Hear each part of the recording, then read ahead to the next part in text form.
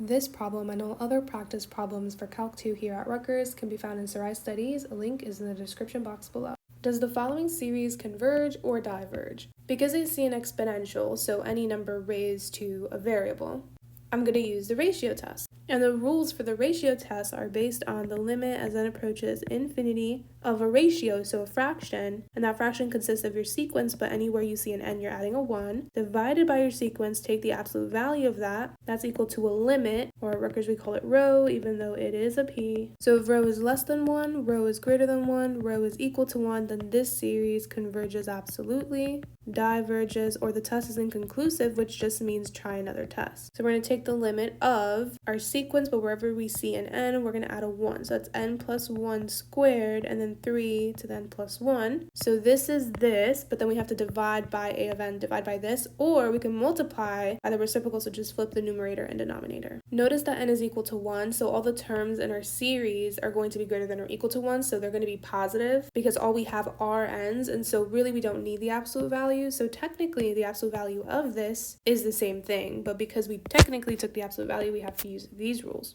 The first step is always to switch the denominators, because now things become more apparent, because you'll notice that this becomes 3 to the n times 3 to the first power. And then I can see that these cancel out, so this becomes 1 over 3 to the first power, which is just 3. And because this is a constant, we can bring it outside of the limit. And to simplify this, we can expand it. And this is a rational fraction, so we know that we can divide every term in the fraction by the term with the largest power in the denominator, so that's n squared. But you want to make sure you have everything simplified before you do that, so let's simplify the numerator. That's going to be n squared plus n plus n plus 1. That's going to be n squared plus 2n plus 1. And because the term with the largest power in the denominator is n squared, we're going to divide every term in the fraction by n squared. This cancels out to be 1, this cancels out to be 1, this simplifies to be 2 over n. And so we're left with a limit of 1 plus 2 over n plus 1 over n squared divided by 1, which is just this. And when we plug in infinity, infinity squared is just still infinity. And then we know 1 whole divided into infinitely small pieces gets infinitely smaller. So small it cancels out to be 0. And it doesn't have to be 1, it's any constant. So that's 1/3, 1 plus 0, which is just 1/3. And since we're taking 1 and dividing it, making it smaller, it's obviously going to be less than 1. And so because rho is less than 1, that means that this series converges absolutely. But they didn't ask us if this series converged absolutely, they asked us if it converged, period.